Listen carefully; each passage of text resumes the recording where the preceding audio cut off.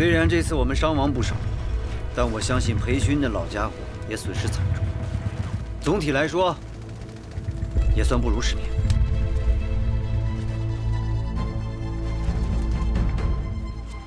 不辱使命。每一场仗都是两败俱伤，再打下去，还有什么意义？现在督军的位置已经保不住了，现在只有保住军队和地盘，才有东山再起的希望。这是决定徐家未来的生死之战。再这么打下去，不用别人来收我的兵权，我们的军队已经打光了。督军下的死命令，少帅难道要违抗军令吗？将在外，君命有所不受。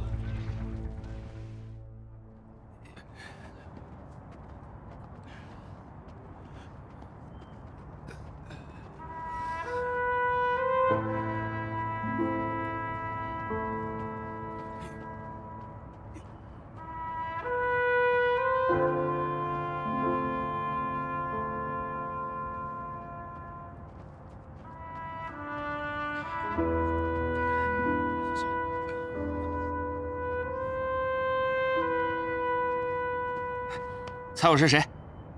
干嘛，老苏？真没劲。不是，你怎么来了？谁让你把我一个人丢在上海的？这没有狐朋狗友作伴的日子，哎呦，真是太难熬了。我可得找你算账。算账？你个重色轻友的家伙，不去找你的顾小姐，来看我这电灯泡干嘛？到底是上过战场的人，说话都有火药味了。我的腿，我的腿！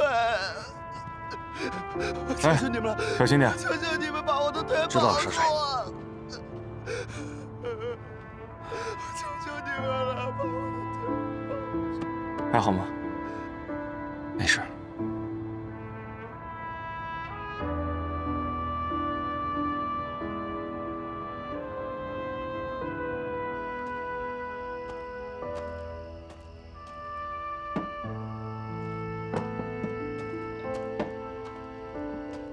我副帅派你来的。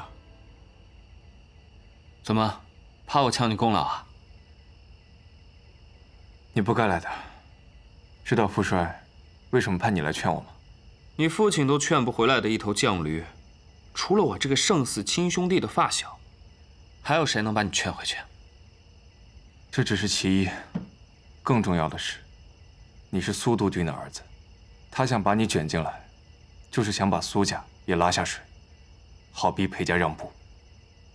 你既然知道你父亲这么处心积虑，干脆跟我回去吧。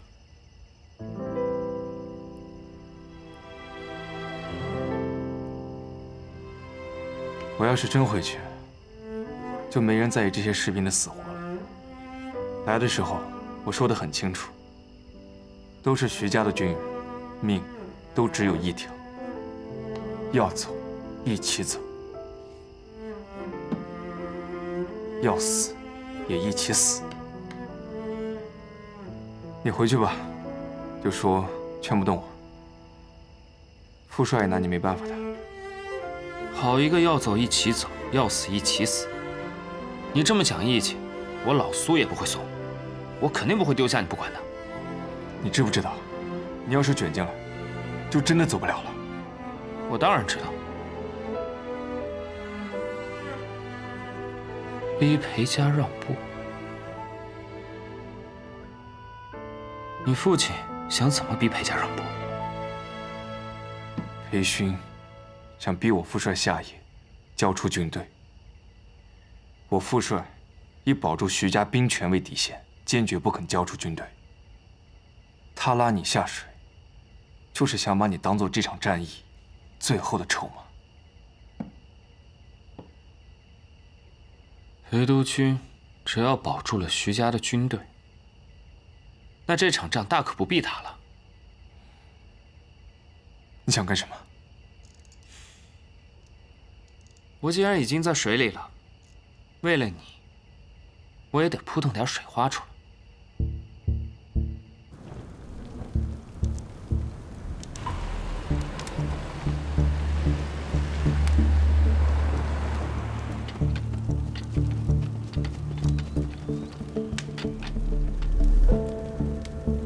带我去见你们的长官。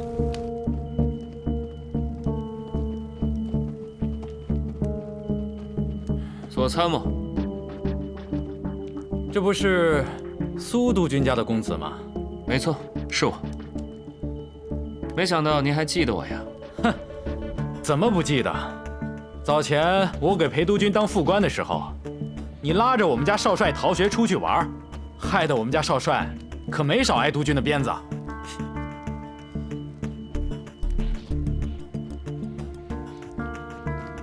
你们这裴家的人还真是记仇。我说公子，这可是战场啊，你来干什么？徐公子和裴公子都是我最好的朋友，我呢，最不愿意看到的就是你们自相残杀。你们这样打下去，也不是个办法。要不，各退一步。哼，你是来给徐家做说客的呀？我这是调停，不是谁的说客。你们这仗多打一天，你们两边都得死人。徐督军下野，必须交出军权，这没得商量。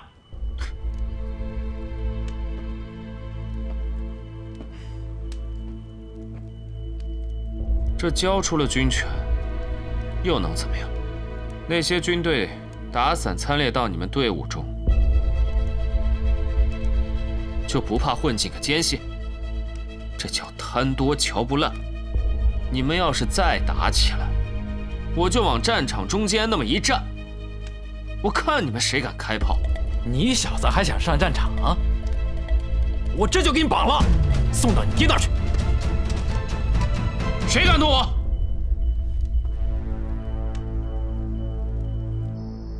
废物，全都是一群废物，被苏家那小子横插一杠，你们几个竟然连一点风声都没有。爹，息怒。都是你那个好兄弟苏洪琛，昨天下午闯入我的军营，用枪顶着自己的脑袋，要替徐家出头。他算哪头算呢？啊！他如果不是苏家的人，谁会在乎他那条烂命？爹，是我不对。要是听了您的话去了前线，也许还能找老苏谈谈。呀呵，啊，难得啊，从你的嘴巴里能听出认错的话。这太阳打西头出来了。爹，以前是儿子太不懂事，只顾自己的好恶，却忘了承担自己相应的责任。这次战况惨烈，我不止一次的想，如果我去了前线，对手是光耀，也许我们裴家就不会死那么多人了。这顿鞭子没白抽，给我记住喽！这句话说的像句人话。爹，事已至此，我们既要对付徐伯军，还有地方革命军，但是绝对不能再得罪苏家了。不过你那个发小苏洪琛，看来是铁了心了，要站在徐家那一边了。我不认为老苏这么做是站在徐家那边。这场仗打下来，对我们也没什么好处。您曾经说过，如果有其他方法可以解决问题，绝不愿折损我们裴家一个好男儿。可如今，徐家死战不退，就算搞垮他们，恐怕我们自己也会伤筋动骨。这场仗，老子师出有名，我有十足的把握，徐伯军那个老狗不会有任何胜算。如果我们付出一切代价，胜利肯定是属于我们的。可是现在，光耀、老苏都在前线，如果伤了他们的性命，不仅会得罪苏家，还可能会导致舆论反转，谴责我们。此话怎讲？光耀是徐家的独子，名声一向很好。倘若他战死沙场，就是让徐家断了号，反而会为徐伯钧博得同情。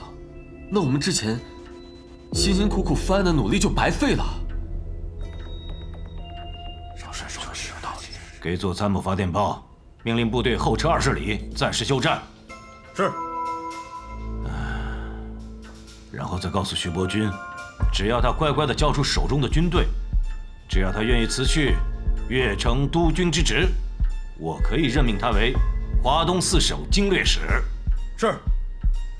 这徐伯钧输了官司，反而升了官，怎能服众啊？大家肯定会质疑，这徐伯钧到底是有罪还是没罪？哎，这你就不懂了，这叫名声实贬啊！管他有罪没有罪，只要老徐乖乖地交出手中的军队，什么经略使、巡阅使，就是大总统都不好使。如此反复，老百姓还能相信我们吗？妇人之仁，让他们信你没有用，得让他们怕你才有用。